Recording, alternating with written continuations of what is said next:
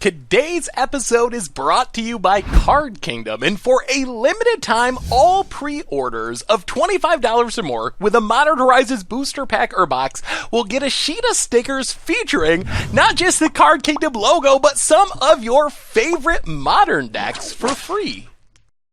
Hello everyone, and welcome to one of my favorite videos every set release, which is our Commander Top 10 video. And this time, we're not just doing a Commander Top 10, but we have a Commander Top 10 for Modern Horizons, which some people might snarkily refer to as Commander Horizons or Commander Masters, which means it should be a good one. We should have a lot of cards to talk about. And joining me for this, like usual, is Tomer. What's up today, Tomer? I'm doing well, Seth. I'm really excited for this. This is something I look forward to every single time there's a new set. And yeah, I think Commander Horizons is appropriate, and I'm not sorry about it at all. I like the title.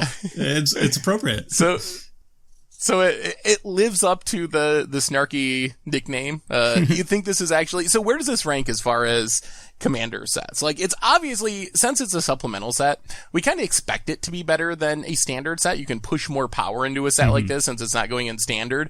But how does it match up to, like, other supplemental type sets or master sets or whatever? Is this, like, how good of a set is this for Commander? I think it's excellent for Commander. Like you said, usually standard sets, they have their own mechanics, and sometimes those don't translate very well to Commander. But a set like this, they're really pushing the power level, and that spills over to Eternal formats like Commander. And as a result, you're going to see a lot of really good cards for the format that's going to put, I think, a big splash on the format, more so than the standard sets. Probably not to the exact same level as a Commander pre-constructed set, because those are tailor-made for the format. But against the other master sets, I would say Modern Horizons is a little bit, like a little bit higher up in terms of what cards are going to actually show up in the format, and that I'm personally excited for. Yeah, so speaking of cards Tomer's excited for, our usual warning, this isn't necessarily the 10 best cards, or I don't even know how many's on our list this time. It's kind of long. There's a lot of, like, cards grouped together in the typical Tomer cheat mode. Yeah. But this is kind of your favorite cards, or the cards you're most excited about, right, Tomer? Yeah, absolutely. It's not a power level or what are going to warp the format. It's what I personally am most hyped for in a loose ranking. And the ranking, again, is not like most hyped to least hyped, although there is some semblance of that. It's roughly, it's a thing. It's also stuff we want to talk about. It's a list of cards we want to talk about. That's all. Don't read too much into it. And also should say, Tomer also mentioned, we kind of got groups of cards this time. So while we have a top 10 countdown, sort of, you're going to see more than 10 cards on this list, because some cards work well together. They fit in the same deck. So rather than just picking one of them, some of our numbers are going to have multiple cards in them. But anyway, let's jump into it, starting with number 10. We just have a single card. This is our easy slide. Only one card on this one. We should be able to do it easily. Keep it under an hour. Ease our way. Ranger Captain of Eos. So Tomer, I mean, this is a card that, when I saw it, I thought more modern than Commander. What does this one do in Commander? Well, there is the original version of the Ranger Captain of Eos that this card is kind of alluding to and is very similar to. It's just Ranger of Eos. It's like the younger version of the Ranger Captain before he got promoted and all that. And that version costs 1 more mana and lets you tutor up 2 creatures with converted mana cost 1 or less, reveal it and put it into your hand. And it doesn't have that secondary ability of sacrificing.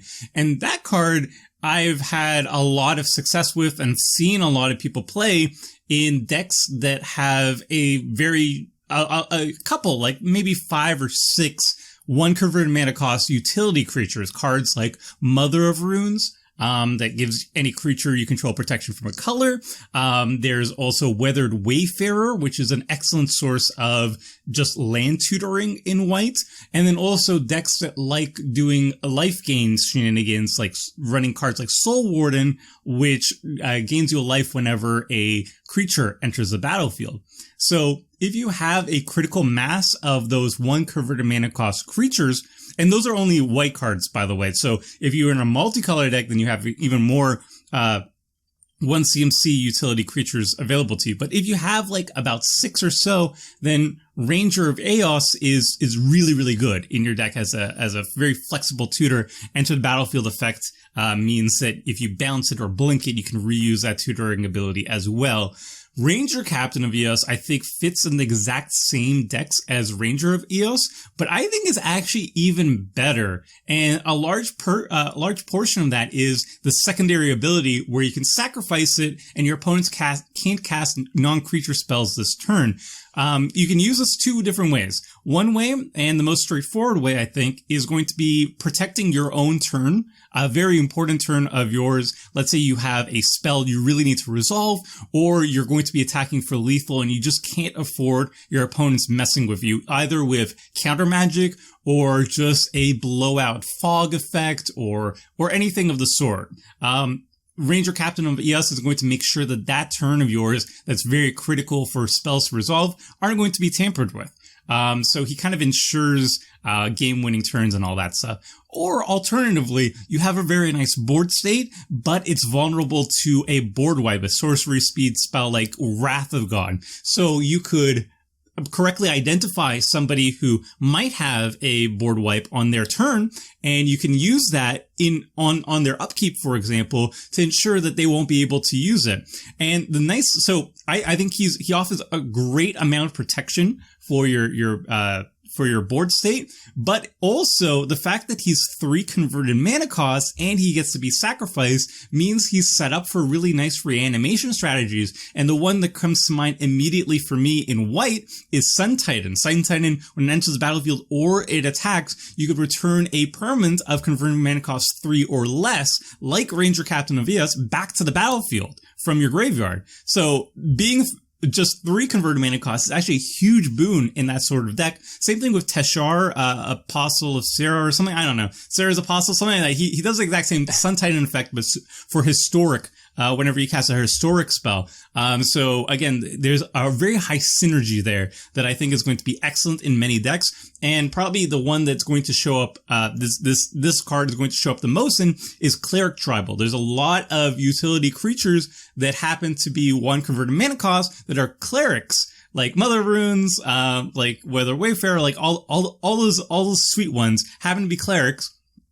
And if you go into Black-White or Zov, you have access to even more clerics, and more reanimation abilities. So I think that's going to be where it's going to show up the most. But like any deck that has like 6 or so utility creatures that are 1 converted mana cost, this is going to be fantastic. Yeah, I mean, there are a lot of powerful 1-drops in the Commander format, and this is an easy way to find them. And I really like the utility of the sacrifice ability. Apart from even the ways you mentioned, which I think are the most common ways, you can also get some sort of like combo fizzling potential if you run into like a Storm opponent, a Paradox Engine opponent, someone who's trying to cast a bunch of spells and have this big turn.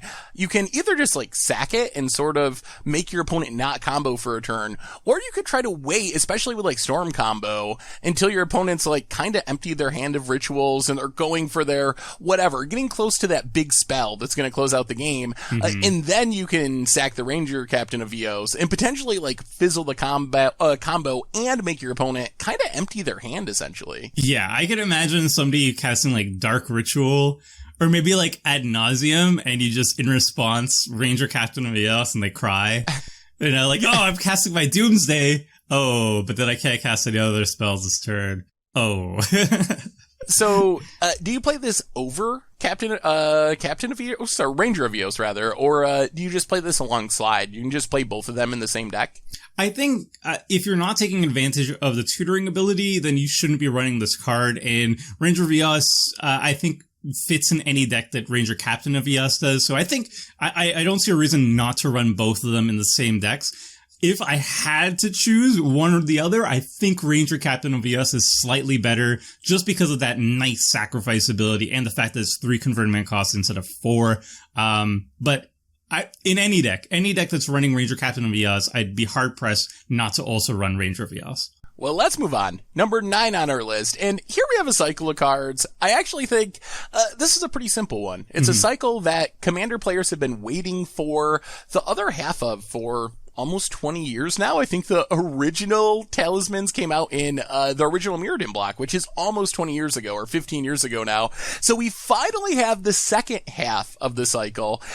How big of a deal are these mana rocks for Commander, Tomer? I think this is a huge deal, and I think these cards are going to see the most play in the Commander format out of the entire set.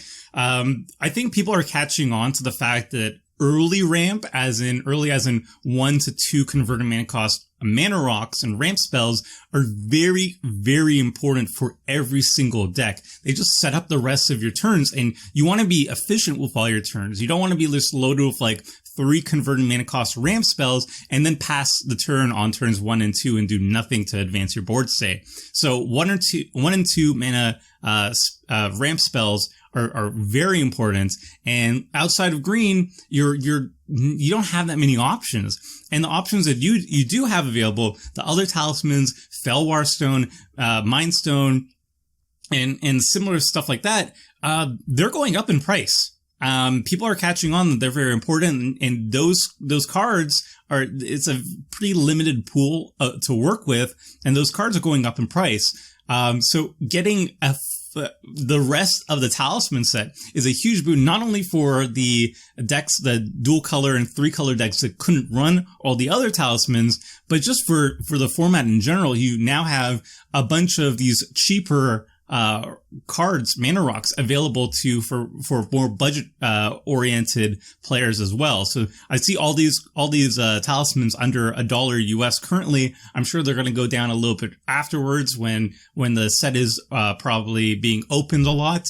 And that's great. That's great for budget players. And it's also just great for everybody who isn't in green, essentially, to have access to more mana rocks at 2 converted mana cost just available to them. Yeah, I think these probably rank behind the signets, most likely, I would say, in terms of like your 2 mana rocks in the Commander format. And I think the budget point is a really good one. These cards are pretty cheap right now. I was actually comparing the original Talisman cycle, especially foils. A lot of those are pretty expensive in foil, and they're starting to like creep up a little bit just for non-foils as well, the best of the bunch, the non-green ones. And right now you can get these cards really cheap, and even the foils are like $5-ish.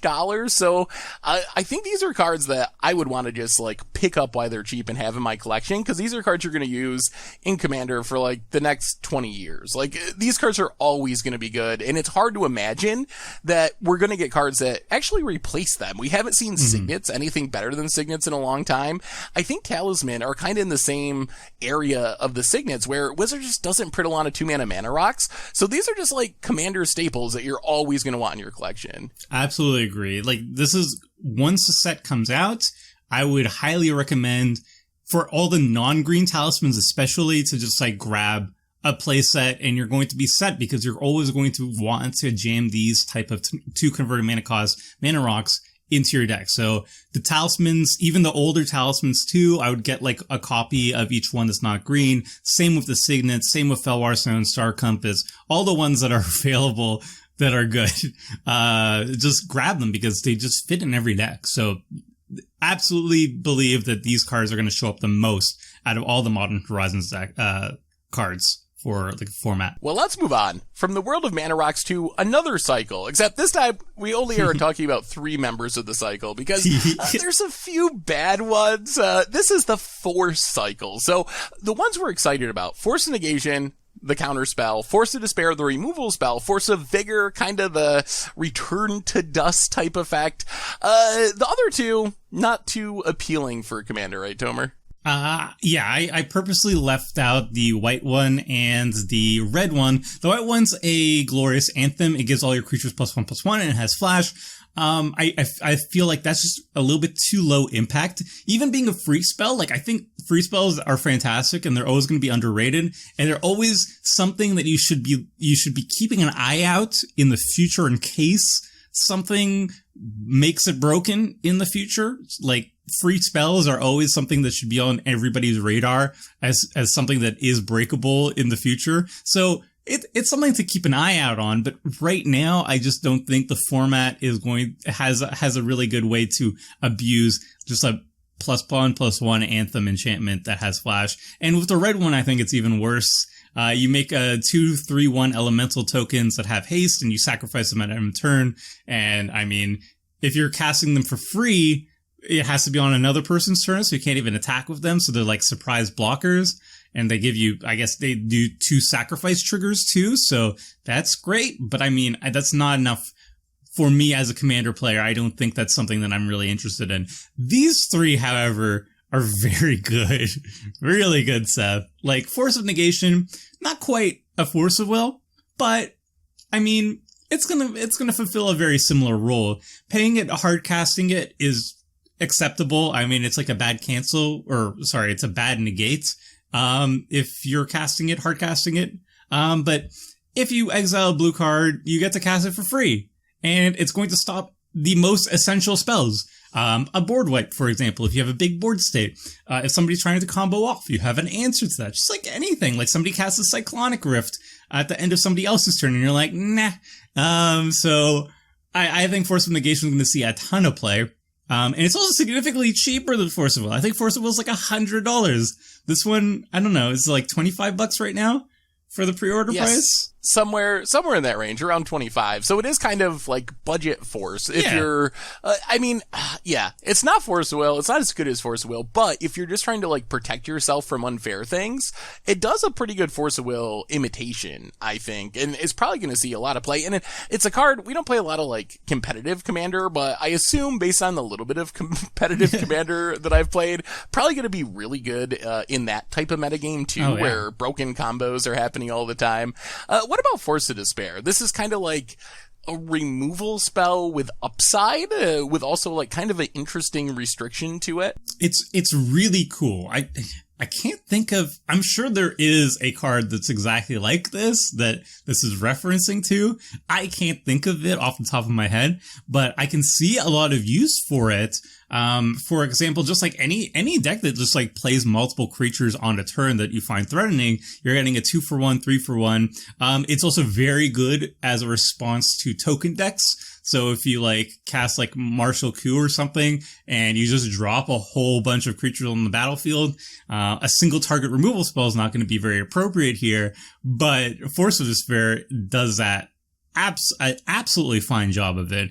Obviously it's not very good the turn after a creature enters the battlefield. It doesn't really do anything, but the fact that you can cast it for free at any time at instant speed means that when a threat does arise, as long as you have this card in your hand and you have a black card to pitch away, it's going to be really good. So I would rank it basically like maybe my third favorite black instant speed creature removal spell available, after maybe like Snuff Out and Malicious Affliction. The other thing I really like about Force of Despair is the fact that it's hitting all creatures gives you this nice, like, it's fine as a removal spell to kill a creature, maybe you get some upside and kill a couple of creatures at the end of someone's turn, but it's also a hedge against, like, Rise of the Dark Realms, Living End, decks that are looking to, like, mass reanimate a ton of creatures, and Rise of the Dark Realms. Those are cards that just, like, win the game, essentially. Like, we've seen it many times. You cast Rise of the Dark Realm, you get everyone's creatures from everyone's graveyards. That wins the game. Force of Despair just, like, kind of counters that for free. I guess they still get, like, enter the battlefield triggers and stuff, but you're not just guaranteed to lose from a Rise of the Dark Realms if someone's got a Force of Despair. Absolutely. And, I mean, like, this seems like the best anti-crim tech possible. If you're in black and Crimson Black, you know what's going to happen. You know Rise of the Dark Realms is going to happen eventually. As long as you have this in your hand, you're guaranteed safe from it.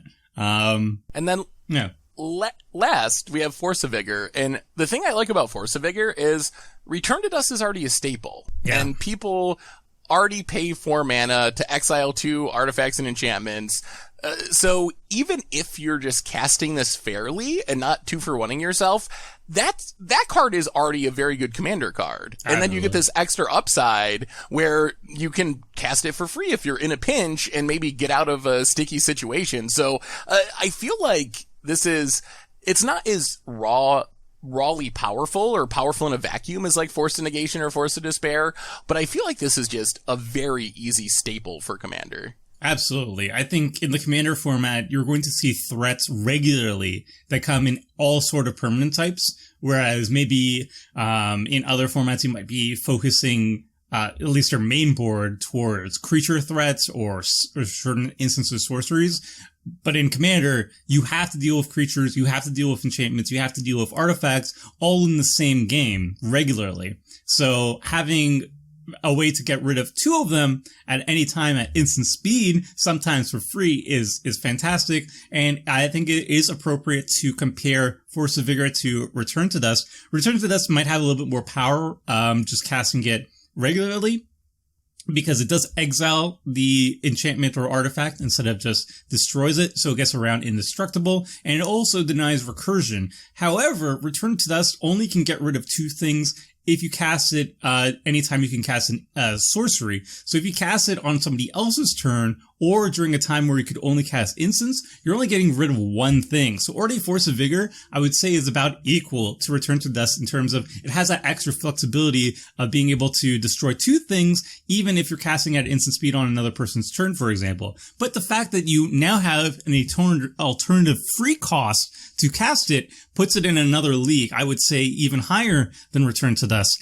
I would put it maybe top 2 favorite instant speed sources of artifact or enchantment removal in green. I really, really like Nature's Claim. It costs 1 green and it destroys any artifact or enchantment at instant speed, and you give the opponents 4 life for doing that. And I've always had that as my top level, in terms of like destruction in green. It costs only 1 green mana, so you never even just converted mana cost wise. It's so efficient. But Force of Vigor, I would say, is probably my second favorite. Well, let's move on. Number 7 on our list. And I think when you sent me this list, this was the general staples slide, where these are just kind of cards that you're probably going to play basically in any deck of their colors, more or less. Is that where we're heading with Generous Gift, Archmage's Charm, and Prismatic Vista? Yeah, absolutely. Generous Gift is just a color shifted beast within. I love the artwork. I love the name. I love the flavor. I think this is a superior card in terms of flavor wise. This White Elephant Gift is just hilarious to me. But I mean, like we said, you need to have a lot of flexible answers at instant speed in Commander. It's so important. And Generous Gift, just like Beast Within, can destroy any permanent. So it could be a land, it could be an enchantment, it could be an artifact, it could be a creature, it could be a planeswalker, it could be whatever. And it gets rid of it at 3 mana at instant speed. The token, a 3/3 creature in Commander, is just not as impressive as it is in a 1-versus-1 format. So the downside is very minimal. The upside is very high. This is not going to replace Swords of Plowshares or anything like that, but it's definitely going to supplement your instant speed removal package in white for sure. And it's also very splashable. So if you're multicolored, you can slow run this very easily. Archmage's Charm, though, is very much, you want to be heavily focused in blue to cast it. It has triple blue cost, but I mean, look at the abilities. It's so modular. All of these effects are so good. And some people might not understand how good the third bullet point is because it does look kind of janky. But remember that the most played card in the format costs 1 converted mana cost. That's Soul Ring. So paying 3 mana to steal somebody else's Soul Ring, kind of really good. And it's going to happen pretty often, it's the most played card. So yeah, everyone has Soul Ring, so that's a definitely an easy target. And there are some other 1 mana stuff that you can possibly pick off, mana dorks and whatnot. Tokens. But even without that, drawing 2 cards is fine, and then countering a spell for 3 mana is fine. So I think it is true you got to be heavy blue. I think if you're playing a 3-color blue deck, probably going to be a little tricky to play Archmage's Charm, at least on time. Although I guess even if you have to cast it a couple turns late, it's still not really horrible. But if you're playing a primarily blue deck, it seems really strong. And then Prismatic Vista, this is a card that seems like you play in almost just any deck that's not monocolored. Hopefully it's cheap enough that it can kind of be a budget fetch land, but essentially any deck can play it, right? Yeah, it's even good for 5-color decks. My 5-color decks regularly have about 10 basics. And And that's like, sometimes that's a meta call because you don't want to get totally blown out by Ruination and similar effects. But I mean, yeah, Prismatic Vista is going to show up in any deck that's more than one color. And even sometimes in monocolor decks, I like having just an easy way to put a land into my graveyard. Either it fuels Delve or it fuels stuff like Sun Titan, for example. You get your land back from the graveyard in mono white. So I can see this. Yeah. I'm going to see this seeing a lot of play in Commander. This is fantastic for us. Yeah, and getting a basic can be an upside. Like, we definitely have seen Blood Moon effects, back to basic type effects, Ruination you mentioned, the black one that turns everything into swamps. I guess that gets basics too, so that doesn't really help there.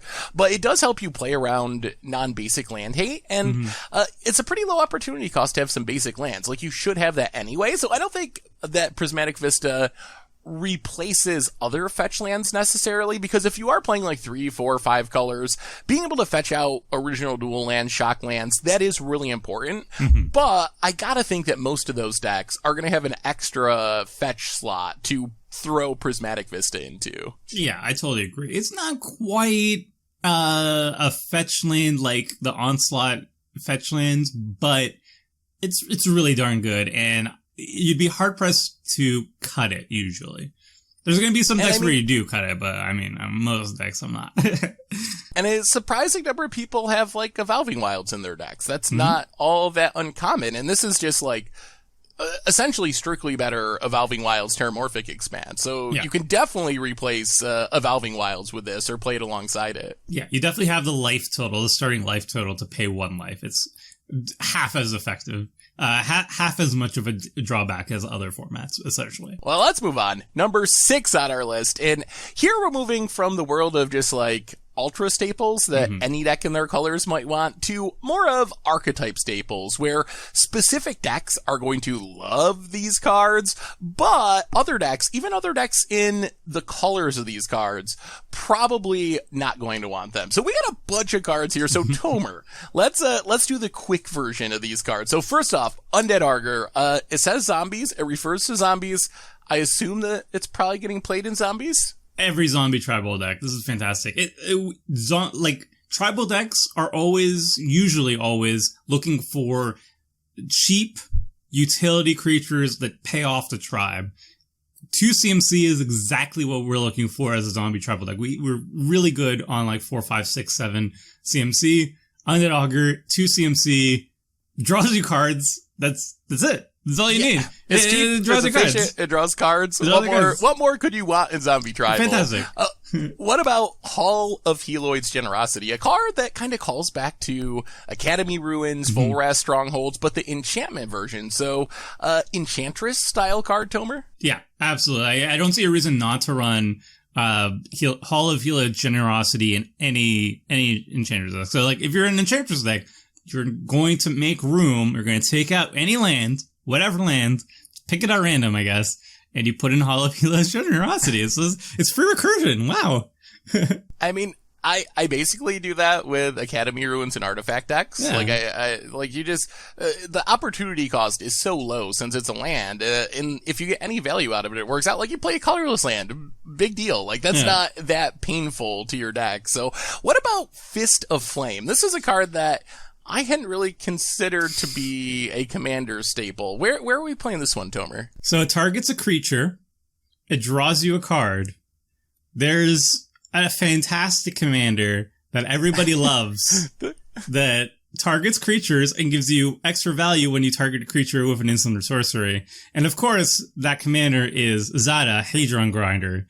Whenever you target a creature... Whenever you target Zada with an instant or sorcery, you copy that on every other creature you control. So if you target Zada with Fist of Flame, Zada and all your creatures gain trample and get +1/+0 for each card you've drawn this turn, and you draw a card for each creature you control. So that's insane. That's going to be a huge finisher for Zada. It's probably the best card possible for Zada, for sure. I thought you were gonna head towards Feather there, but I guess Zada also worked. You can play this. Oh, I forgot about Feather too, right? And Tomber, you can even tutor it up with your favorite equipment. Is Feather still a thing? I forgot. Sunforge it. You can Sunforge it out of your deck to target your Feather. It's Feather. What about Astral Drift, Tomber? This is basically very close to a functional reprint of Astral Slide with a little bit of additional upside that you can cycle it away for value. I'm assuming you just play this in decks that already have Astral Slide? Yeah, basically it's a second Astral Slide, which is the single best payoff card for the cycling archetype. If anybody's seen it in play, it's super annoying for all your opponents to deal with. It basically protects all your creatures, gets extra value from all the enter the battlefield triggers, and it's almost impossible for your opponents to attack into you because you can just like blink away all possible attackers. If they try to put like an equipment on or an enchantment on, you just get that rid of. If you're a token deck, you just cry because you could never make a token that will last on the board. It's super, super annoying. I love it to bits. And it's just a second, Astral Drift is a second version of it, but it has cycling as an upside. I never see a situation where I'll cycle this away, but I'm happy that it's there. Also, like, having 2 is a pretty big deal. Like, if you're playing an Astral Drift deck, or an Astral Slide deck, like you said, that's your best card. So you want that literally every game. So having 2 increases your odds of finding your best card, and it gives you some protection. Like, maybe something goes wrong and your Astral Slide gets exiled and you can't get it back. Like, you still have another one that you can find in your deck. So it seems like a pretty meaningful boost of power to decks that are playing Astral Slide already. Absolutely. Like, it sucks so much to get your Astral Slide exiled. So having a secondary one as your key engine in your deck is fantastic. And obviously, if you have both on the battlefield, it's disgusting. The 2 decks that I've seen a bunch are, there's 5 color cycling, which I don't know what people like having as a commander for that, but it basically gives you all the options, all the cycling options. But my favorite is cycling Zur. I wrote a budget article on that a long time ago when Amonkhet came out, and Zur just has the ability to tutor up Astral Slide, Astral Drift, basically any enchantment, 3 converted mana cost or less whenever he attacks. So you can immediately put Astral Slide or Astral Drift now immediately onto the battlefield and get your engine running. So that's my favorite style of it. It's slotting immediately into that deck. Well, let's move on to number 5. And this is actually kind of a continuation. Yeah. These are more archetype staples, essentially, where in the right deck, these cards are going to be busted. Starting with Cordial Vampire. This kind of reminds me a little bit of the zombie we were talking about just a couple minutes ago. If you're playing vampires, you just play this 1,000,000% of the time, Tomer? 1,000,000% of the time. I mean, lower converted mana cost is better when they have really good utility. Cordial Vampire does everything your vampire deck wants to do. It wants to pump up your vampire, gives them +1/+1 counters, which has extra synergies in those decks usually. When you want stuff to die anyway, and you might have like a sacrifice engine as well. The one deck that I'm thinking of in particular is Edgar Markov. That's a go wide token strategy where you have a lot of vampires on the battlefield. Edgar Markov makes 1/1 tokens whenever you cast one of them. So you're going to have a lot of vampires. That's going to be a lot of +1/+1 counters that you're going to be distributing on your board state. And again, like Edgar Markov wants 1 and 2 converted mana cost vampires that are really useful. This is perfect. This is the perfect addition for that deck. Also pretty sweet that it triggers when any creature dies. So if you're playing like Butcher of Malakir or effects like that maybe make everyone sacrifice a creature, that means you're getting a lot of counters. That's like 4 counters for 1 trigger making everyone sack something, or an edict that makes everyone sack something. So that's going to grow your team way faster than it even looks at first glance, when you consider that you can kill your opponent's creatures too. What about Alpine Guide, Tomer? This is a card that I'm a little confused by. It's not really red. It's only a 3/3, so it's going to die. It's going to suicide itself into blockers. It's going to die. So you get a mountain tapped, and maybe you get like 1 turn with it. about getting the mountain in the graveyard? Is that the value of Alpine Guide? What are we doing with this weird card, Tomer? Well, I guess maybe like Lord Windgrace might like it because you get to search for a mountain. It could be a dual land. That's all great. And maybe you do want to put a mountain in your graveyard eventually. So that's nice. But okay, so this is a little bit of a stretch, but I'm a very big Zedru player, and this seems like a staple to me. So you play Alpine Guide, you get to ramp a dual land, so you can get a dual mountain onto the battlefield on your turn, and then you give it away to somebody. Hopefully somebody that has mountains in play. That Alpine Guide has attack. It's not very big. It's probably going to die to blockers if people have blockers on the battlefield. And as soon as they leave the battlefield, boom, they sacrifice a mountain. So you're up a land and they're down a land. It's fantastic. That's actually really It's sweet. a little bit mean, but it's like not super mean. So it's like perfect from Zedru. Yeah, I had not really considered donating it. That's a really good point. What about Basilic Mon? So goblins played in every goblin deck. It seems like a very powerful goblin. Yeah, I think this slots in very nicely into any goblin deck. And also as a commander itself, I'm sure it's fine too. But basically, I read both abilities, and it's like, if you have infinite mana, you just win the game. You just sacrifice a goblin. You're always going up a goblin each time you use that ability. You sacrifice one, you get two, and you just keep doing that over and over again. And each time you're doing that, you're dealing 1 damage to any target. So infinite mana with Basilic Mons and another goblin to start the chain, and you just win the game. So obviously that's really good. But I would slot it into any deck. Like Krenko Mob Boss is probably the de facto goblin tribal commander. And even if you're not going infinite with Krenko, you just have this on the battlefield and you have removal / reach. And that's fantastic. It's really, really good. What about our last card here? Yawgmoth Thran Physician. Is this one a commander? Something that you're playing in the 99? Obviously, it feels good in some sort of aristocrat style deck or something that you're sacrificing your creatures for value. But where do you see this one, Tomer? I can see Yawgmoth as a commander, and I'm sure he's going to do great in it. But I'm leaning very much towards seeing him more as part of the 99. He is the perfect sort of sacrifice outlets. The best sacrifice outlets are always ones that are free. They're free, they're repeatable, and they're instant speed. So those together enable infinite combos, because if you require mana to sacrifice creatures, generally speaking, that stops most infinites. But when you have a free engine like this that also draws you a card, that's how you win games. And the pay 1 life seems like it would be stopping you from really abusing Yawgmoth, but sacrifice decks, the most common staples are stuff like Blood Artist, Zulapur, Cutthroat, that say whenever a creature you control dies, you gain 1 life and somebody loses 1 life. That's like the baseline, and you usually have like 4 of those type of cards on the battlefield, so it completely negates any downside of that sacrifice. I like the little proliferate thing. It basically makes your removal, your -1/-1 counters a little bit more powerful. So Yawgmoth is now actually not only just drawing you cards, which is more than enough for me, but it also acts as removal, which is great because that means you can draw more cards later. But yeah, I prefer Yawgmoth in the 99, and the deck that I'm most excited about running Yawgmoth in is Hapatra, Vizier of Poisons.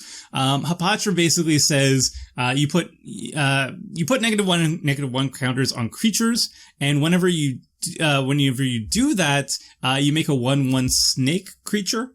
And there can be silly things with Yawgmoth and that going on, because you sacrifice a snake, you put a -1/-1 counter on something, which makes you snake, which you can sacrifice, blah, blah, blah, blah, blah. It's crazy. So you can kind of like, assuming you have a Blood Artist or something, that just goes infinite, right? And you kill everyone, and wrath their boards too, and draw your deck. Oh my goodness. Yep. It's kind of silly. That seems good. I think that sounds pretty fun. Plus, like, really, you get to draw the cards too. This has to be one of the best sacrifice abilities we've ever seen on a creature. Like, yes, it's 4 mana. Some sacrifice outlets are cheaper, but really, pay 1 life, sack a creature to shrink an opposing creature and maybe eventually kill it and draw a card, that is an insane combo engine. Absolutely. Like, yeah, he check marks all the boxes for an excellent top tier level sack outlet. And I mean, he draws cards, he removes creatures, he proliferates. If you ever run maybe into you go humans, infect with him. If you ever run into humans, look out. They're not dealing with him. Yeah. All right, let's move on. Number 4 on our list. We have a bunch of cards here, but these ones are simple. They all go in the same deck, which is ninjas. Ninjas finally getting support, and I couldn't be happier. Ninjas, I think, had like 8 legitimate tribe members or something before Modern Horizons. Now we actually have a lot of sweet new additions from the deck. So, Tomer, we don't got to go through every one of these cards one by one. They're all ninjas. They do ninjutsu-y things. Changeling Outcast, a nice unblockable ninja to ninjutsu your more powerful ninjas. The question I have... Probably the best one of the bunch, honestly. And it does trigger like your Ricos, your Ingenious Infiltrators, because it isn't ninja there, so you get some synergy there as well. How big of a deal is this for the ninja tribe in Commander? Like, how much more legitimate is the deck now with all these new ninjas? This is huge for the deck because, honestly, up until this point, like you said, there were so few ninjas available that the most common builds of Yuriko and the most powerful build of Yuriko was actually not running Ninja Tribal at all. You would use cards like Arcane Adaptation and Conspiracy to turn your evasive weenie creatures into ninjas so you can benefit from Yuriko's trigger. But now we got a huge boost from Modern Horizons of a lot of really good viable ninjas, and ironically now we're actually able to do Ninja Tribal the way it was kind of intended to be, whereas before we were just kind of playing Yuriko and using Arcane Adaptation, which, I mean, that's fine, it's great, but like it kind of felt weird to make that the de facto way to build Yuriko. Kind of like didn't feel right. And now you actually get to play like Ninja Tribal and not feel bad about it, right? So I'm really excited for these cards. They're going to be excellent. And Yuriko looks really, really fun. And just having actual ninjas that do cool, different things and actually say ninja on them is just, I'm excited. It feels great. Gotta give a shout out to Ingenious Infiltrator. Oh man, with Yuriko, good lord, that is a lot of cards because they both trigger whenever a ninja you control deals combat damage. So if you have them both going, you're drawing essentially 2 cards for each ninja. Oh man, so much card draw in your ninja deck. So it's build your own Edric, basically. It really is. It basically is. All right, let's move on from the world of ninjas to another group of cards that kind of all go together. Snow cards. And oddly, Snow theme is very similar to ninjas. And actually, credit to Wizards for kind of filling in gaps with somewhat popular, like ninjas are popular. I think Snow is also like somewhat popular, but they were mechanics or tribes that didn't really quite have enough to build a legitimate commander deck. And they really did a good job of filling in those gaps and making it so, just like ninjas, now you actually can kind of build a legitimate Snow deck. And that doesn't even include the Snow basics being cheaper and more accessible, which isn't the point of our video, but it is a pretty big deal that people can actually get those for like 50 cents instead of $2.50 in some cases or whatever. Yeah, absolutely. Like I'm very excited to see this sort of Snow archetype. These are the cards that I highlighted as the ones that seem to be like the most impactful for Commander.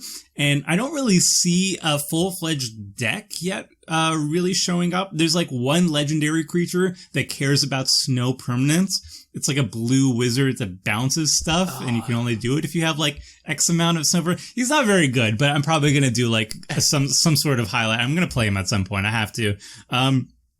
But the fact that we have like a bunch of these powerful cards, like Icefang Coatl is basically the artifact creature, the Baleful Strix, essentially, but for Snow permanence, which is cool, and it has flash too, so you can ambush a creature for maximum value.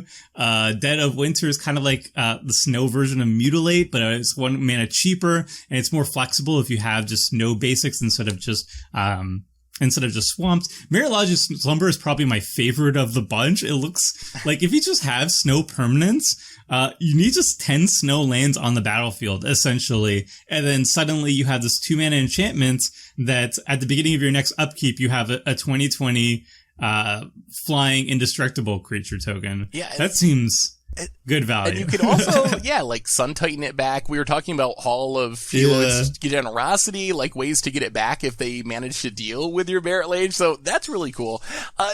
On Snow in general, Tomer, this is something that came up in our Pauper video. If you were building a commander deck, is there any reason not to just play snow lands? So you can throw in an Icefang Kotal if you want to, or you can play on Thin Ice, or whatever snow. Like, is there any downside? And do you think that's maybe, like, discounting price and budget?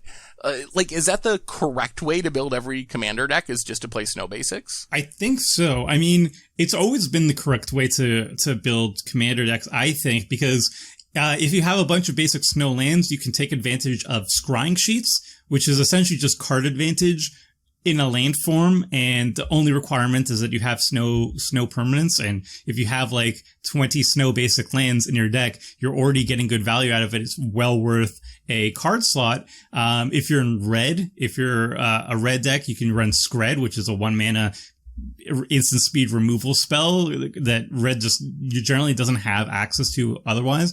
And if you're running cards like Extraplanar Lens, if you imprint a snowland as like a snow-covered mountain, for example, regular non-snow-covered mountains don't get that value out of it. Only the ones that have snow-covered mountains do. So it was always like this tech to get around the symmetry of stuff like Extraplanar Lens. So there was, I think, always a reason to run snow-covered over other ones, but most people just didn't because there wasn't enough different rewards. But now we're seeing a lot more rewards, and I think with also the reprinting of snow covered basics, it's going to be really easy and highly desirable to just switch all your basic lands to snow basics.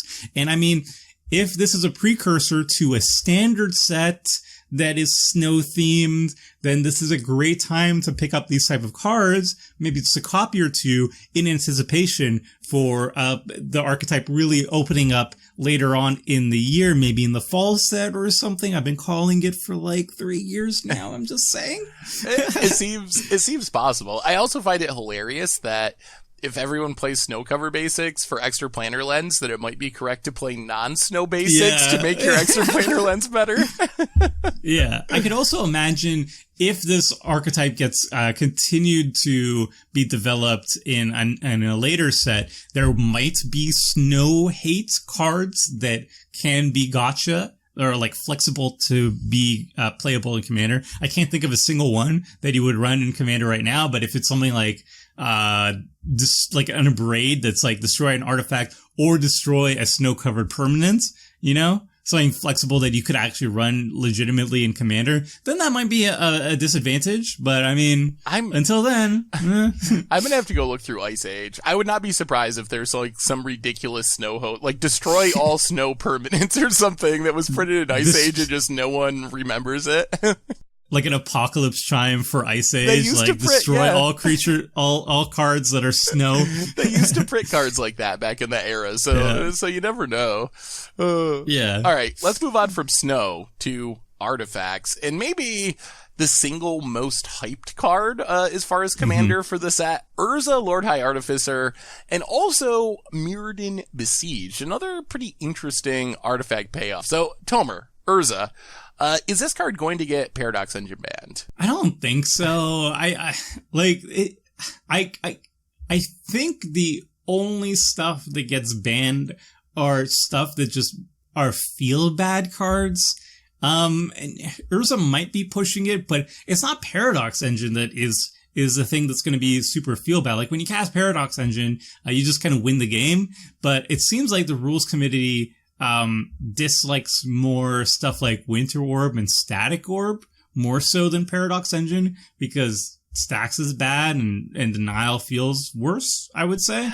Yeah, I mean, I guess that's true. Although, I mean, this is a pretty easy combo with Paradox Engine. I guess maybe that's not fair because, like, everything combos with Paradox Engine, but, like, Ursa, Paradox Engine, a few random artifacts, and you kind of just cast your deck, most likely. It also feels just like Ursa combos. He is, like, a Commander Paradox Engine, it feels like, because I saw, like, the professor's excellent video deck tech on Ursa, and he highlighted one of the most common tactics you're going to be seeing with Ursa is the fact that he can turn off the old school artifacts like Static Orb and Winter Orb. Those artifacts back in the day, they were built in a way that if they were tapped, they no longer functioned. They were turned off, if you will. And when they're untapped, they're turned on. So Ursa, you can, at the beginning of the end step before your turn, you can tap down Winter Orb and Static Orb.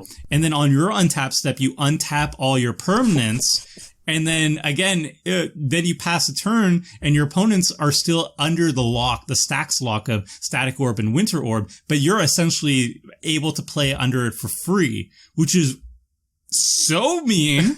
It's ridiculous. It breaks the parity of Stacks, where Stacks tries so hard to find ways to break parity, and Ursa's like, nah, man, I got this. Don't worry about it. Play all that stuff. It's fine. Trust me.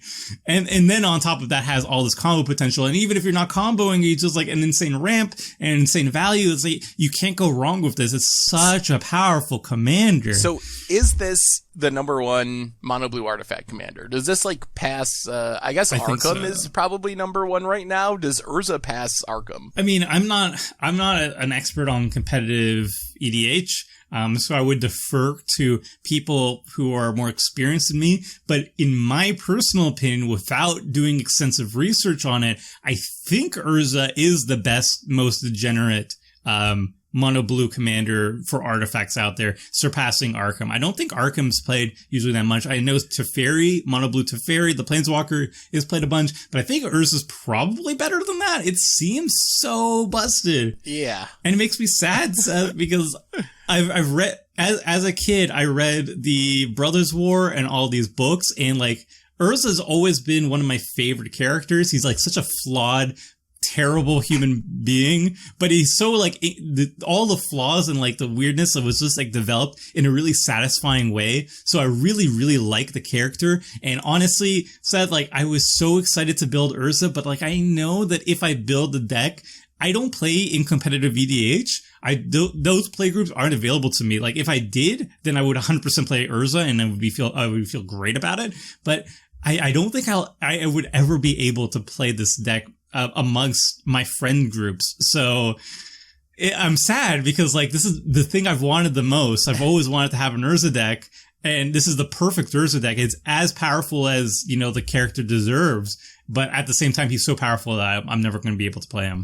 I think that Ursa, I think that's a really good point, because I think that Ursa is on kind of this unofficial list that we talk about sometimes, where it's a commander that I don't think you're going to be able to convince people you're not doing something busted. You could try to build you could build Construct Tribal. You could build like a really janky Ursa deck if you wanted to and build it fairly, but you're never going to convince the rest of the table to not be scared of Ursa, because everyone knows how busted Ursa has potential to be. So you could be playing all your Mem Knights and Ornithopters, and people are still going to target you just because of your commander. So I think that's kind of like almost a problem with commanders that are so pushed and so powerful, is it actually is really difficult to play them unless you're playing in a very competitive playgroup, because everyone's going to kill you. We ran into this at a recent commander clash where Krim had Locust God. And it's like, yeah, you said you don't have wheels. You say you're playing a pretty fair Locust God, but it's still Locust. Like, how can I believe that you're not going to combo off and kill me when you have a Locust God on the table? It's more so that even if you have a janky version of it, Urza's power level is so high that, okay, yeah, your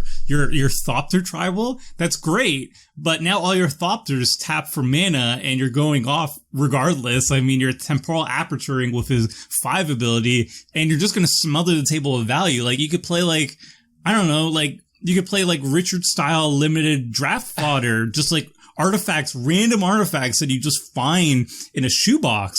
And you put it in an Ursa deck, and you're still going to just dominate the board if Ursa's not answered. So that's kind of like the problem with. It's not really. It is a problem in certain playgroups. I would say most playgroups. Ursa's just going to be too strong. It's going to be great in competitive play groups for sure. It's going to shake up. I hope it's going to shake up like metas and stuff like that. Again, I'm kind of like talking with a bit of inexperience, but I did watch like a Spike Feeders episode with Ursa being played, and it looks it looks really good. But yeah, I anticipate a lot of people are going to be really hyped about this really cool lore character that everybody has known about for so long and is finally arrived and does really cool things. And I'm anticipating like on the forums being like, help, my play group doesn't want to play with this deck. Oh, what deck are you playing? It's Ursa? Oh, yeah, well, whoops. And it's like, oh, but I spent like $400 on this Ursa deck. I'm really excited about it, but nobody wants to play with me. So I feel like it's going to be an issue, but like, oh, he's so good. Also, I think you just played this in your 99 of like 100% of artifact decks. Like it's so good, there's no reason not to. Like, if you're playing any artifact deck, like, why wouldn't you want these abilities? Yeah, it does everything an artifact deck wants. It makes artifacts, it lets you tap them for mana. I mean, can't go wrong. It's so good. All right, so it's ridiculous. So really quick, we spent a lot of time on Ursa. Mirrored and Besieged, is this a janky, fun, like, build around, try to win the game with Phyrexian mode, or are you just like making a bunch of tokens in an artifact deck? What are you doing with this one, Tomer? I correct me if I'm wrong, Seth, but I think this is the best card that makes an opponent lose the game ever. I mean, there's like Door of Destiny as a contender, but it's essentially like a you win the game card. But honestly, both modes are so good. Like, I remember on Commander Clash, I played Psy Master Thopterist, and he had the exact same ability as the Mirren part of this card. 3 mana. So same converted mana cost. He's a creature, so he's more vulnerable. But whenever you cast an artifact spell, you create a colorless 1/1 Thopter token. So it flies, so it's slightly better on Psy's side, but the off side of it, the negative part of it is he is a creature, so he's going to die more often than an enchantment. But I just remember playing Psy, and I was like, yeah, guys, I'm a Thopter deck. I'm playing really janky Thopter cards, but you saw what happened. Like, I just destroyed the board. Like, I went arch enemy on turn 3 or something. And flooded the board with Thopters, and yeah, they're 1/1s and whatever, but they're still artifacts and they still like have insane synergies, and I just dominated the board. So that in an enchantment form is already really, really exciting to me, and is already fantastic. It's enough of a card by itself, just the Mirren part. But then the Phyrexian part shows up, and that's the easiest way to get a person out of the game. It's not quite you win the game because you still have multiple opponents, but an opponent's going to lose the game at the beginning of your end step, not your upkeep, your end step, which is very shocking to me. I thought it would be upkeep, something that powerful, but I mean, you loot already, and if you have 15 more artifact cards in your graveyard, somebody loses the game. So if you just like mill a bunch of artifacts, if you traumatize yourself and then you cast Mirrored and Besieged, it's like, all right, do you have a response? No? Okay, you're dead. Bye. Yeah. 3 mana spell, by the way. I think that's a huge deal. If it was the beginning of your upkeep, it would be much less scary, and it would be more in line with what we traditionally see with you win the game cards or someone loses a game cards. Usually there's this like 1 turn cycle kind of safety valve where everyone gets 1 more turn, or you gotta have like an extra turn spell or something. With this, that is a huge deal. And artifacts, it's pretty easy to get them in the graveyard. There's a lot of like cheap cantripping artifacts. There's mana rocks that sack to draw cards. There's combo type stuff where you can potentially mill yourself or infinitely mill yourself or mostly mill yourself. So I do think that's a pretty legitimate win condition. And if you're playing a combo deck, you don't even need to be a full-on artifact deck, oddly. Why that sounds a little bit strange. Like, you can have like 15, 20, well, probably not 15, but more like 20, 25 artifacts in your deck. And if you can mill your entire deck, you're still going to get 15 artifacts in there. I guess instant speed graveyard hate is a concern, or the Mirrored and Besieged itself can get killed. But yeah, I mean, it can be a Psy, which is powerful, and sometimes you're just going to jank someone out of the game. So yeah, seems like another pretty sweet artifact card. Yeah, and that's kind of like the most striking point is like, yeah, you can respond to this. First, you can counter it, or you could have a disenchant effect, like an enchantment removal spell, or you could remove the graveyard at instant speed. But like, the window of responding to this is basically, do you have instant speed removal? No? okay, you lose 3 mana. All right. It seems, I don't know. I think it's going to be another one of those like feel bad cards because it's so good and it's so easy to pull it off. Like usually you lose a game card like Door to Nothingness. It comes to play tap. So unless you have a way to untap it, you're not going to activate it that turn. And then when you activate it, it's like 10 mana of all the colors. So, I mean, if you get to pull that off, like, good for you. Like, how do you feel bad about that, right? But this is just like, oh yeah, okay. You milled yourself a little bit, or it's a late game. You played a 3 mana enchantment. I guess I lose now. It seems, it's a card like, I love it and it's so good, but at the same time, it's so good. Seth, it's so good. Play your graveyard hate. That's the lesson. Play it in your Ursa decks, obviously. All right, let's move on. Number 1 on our list. Just one card on this one. Echo of Aeons. Basically, Time Twister with extra steps. Or, I mean, this is Commander. 6 mana is not the end of the world in Commander. In a format like Modern, you're really looking at the flashback. But is this okay at 6 mana in Commander, Tomer? I think so. I think it's fine. I mean, it's definitely one of the more expensive wheel type effects, but keep in mind, it is also shuffling each player's graveyard, which I think is a big deal. First of all, you can use it as an answer to opposing graveyard strategies. So if you're up against like a Mirren player, for example, or a Carador, or any sort of like, I guess a Mirrodin Prestige player, you can use that to remove their graveyard, so you don't have to deal with all the resources they have in their graveyard. Also, it just also tucks in any pieces that you need very critically, like combo pieces. I think Echo of Aeons is going to be played mostly in combo style decks and wheel decks, where there might be like a really important card or two in your graveyard that you might have limited ways of getting back from the grave back to your hand. So you want to shuffle it into your library so you can tutor it or draw it later. So 6 mana version of that, while expensive, is still acceptable in a lot of situations. But really, it's that flashback ability. In any Izzet style deck, I think this is going to be really good because red offers a lot of ways to loot. So Faithless Looting, Cathartic Reunion, Tormented Whispers, those type of cards are excellent ways of just putting Echo of Aeons into your graveyard for very cheap, very efficiently, and then you have a Time Twister in your graveyard, which is bonkers. I mean, yeah. So good. But yeah, this card is very busted in my opinion. So, you mentioned some of the things. Obviously, wheel decks, Narset style decks, which are kind of on the rise with the printing of Aura the Spark. Notion Thief. If you're trying to jank people out that way, Echo of Aeons, easy inclusion there. It also seems absurd to me in combo decks, Storm decks, big mana combo decks. If you're playing High Tides, for example, or Paradox Engine with all the mana rocks, because in those decks, having 2 essentially Time Twisters on one card, yeah, it's 9 mana, you gotta pay 6 and then 3, but that's fine. Like, those decks make so much mana that you can cast it for 6 mana after emptying your hand of all your mana rocks or rituals or High Tides, whatever combo pieces you're using, refuel, cast all those cards, and then after you empty out that second hand, you do it again for 3 mana. It just keep going. It seems so easy for this to allow for really explosive combo turns in decks that are trying to do that. Yeah, and I want to highlight what you said on like the mana rocks thing. In normal, like more budgety decks, this card's not going to be too busted, I would say. It's going to be really good if you pair it with a discard outlet and you can cast it for 3, then it's an exceptional wheel. But if you just have like one Sol Ring and a couple like of the talismans, for example, and nothing else going on, then this card is still very good, but it's not disgusting. These type of wheel effects get really disgusting when you're running not just Sol Ring, but you're also running like Mana Crypt, Chrome Mox, the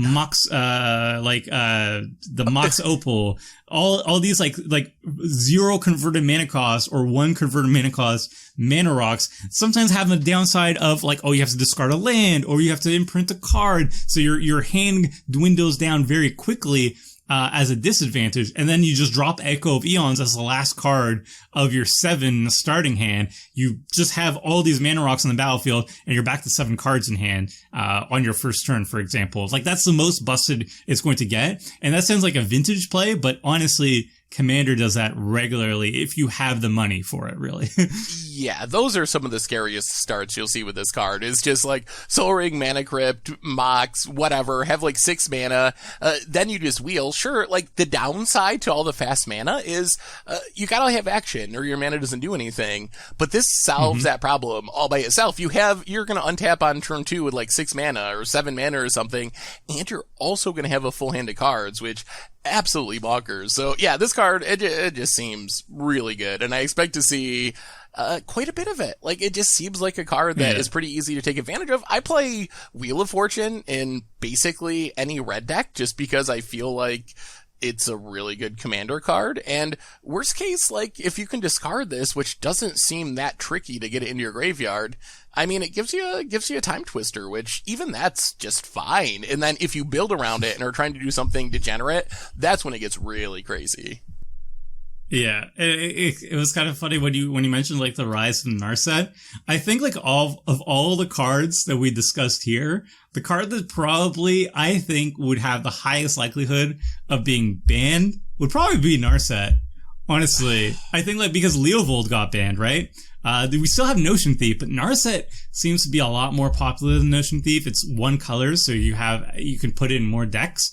It's a Planeswalker. It has an activated ability that's already useful. So if anything has to go, rules committee wise, I think would be Narset and then possibly Ursa, because Ursa involves stacks. I would not be surprised if Narset finds itself on the watch list in multiple formats. I played a Legacy League this week, and there were a ton of Narsets in Legacy. People were actually like Narset Days Undoing in Legacy. So yeah, Leovold is banned in multiple formats. It is very strong, and Narset is arguably just a better version of Leovold. Like, the fact that it replaces itself immediately when you tick down makes the opportunity cost like so much lower. You can activate it a couple times. A Planeswalker, much harder for most decks to deal with than a creature, which everyone has removal for. So yeah, I would not be surprised to see Narset on the watch list either for Commander and for other older formats. I totally agree. Like, the Leovold, I believe had to go because he was a commander. So you just have that available to you at all times. So it's way too consistent. Narset's part of the 99. It's going to be less consistent, but it's going to cause the exact same sort of feel bad stuff that I think the rules committee wants to avoid. I don't think she should get banned, honestly, but that would be my guess of all the cards that would be getting banned. Is Narset legal in Oathbreaker? Can you Narset Windfall as your commanders in Oathbreaker? That's what I was led to believe. Maybe that's going to change soon. But yeah, that's my Oathbreaker deck. It's just Narset on Windfall. And that's you can play all islands. You could play 60 islands, Narset Windfall, and you'd probably win a decent amount of games. Yeah, and the next deck, if people hate that too much, then I have the new Jace, and the card that is going to it exiles your library. Oh, I forget the name of it. It's like Paradigm Shift. Okay, yeah. And then Jace is just like a lab maniac. Oh. I'm very fun at parties, Seth. I don't know if you knew this. Can you Kiki Jiki somehow, Tomer? Is there a spell that you can play with Kiki Jiki that goes infinite? That'll be the next one. Anyway, I think that brings us to the end of our top 10 or 20 or 30, some number of top commander cards from Modern Horizons. 30-minute-ish review. Yeah, 30 minutes. I think we're somehow getting longer every time. I don't know how. I don't know why. It's a mystery. So let's end it there for today. So Tomer, thanks for hanging out. It's always a blast. I love doing these videos. Thank you. It's always a pleasure to do this with you. And thanks to everyone for listening. So make sure to let us know in the comments, what are you excited for in Commander? What of these cards, these decks do you want to build? What other stuff? Like, there's so many sweet cards in this set. Like, we talked about a lot of them, but there are so many more. What did we miss that you really like and you're excited to build around? Let us know in the comments. Thank you so much for watching. Hope you all enjoyed it. We will be back not too long talking M20 and then Commander 2020 in the next couple months. So more Commander goodness to come. So until then, have a good one, and we will talk to you soon. Thanks for watching the video. If you enjoyed it, help us out by clicking that like button down below. And to keep up on all the latest and greatest, click that subscribe button. And don't forget to hit that bell icon to get alerts whenever we have new videos. And if you want to, check out some of our other sweet videos here and here.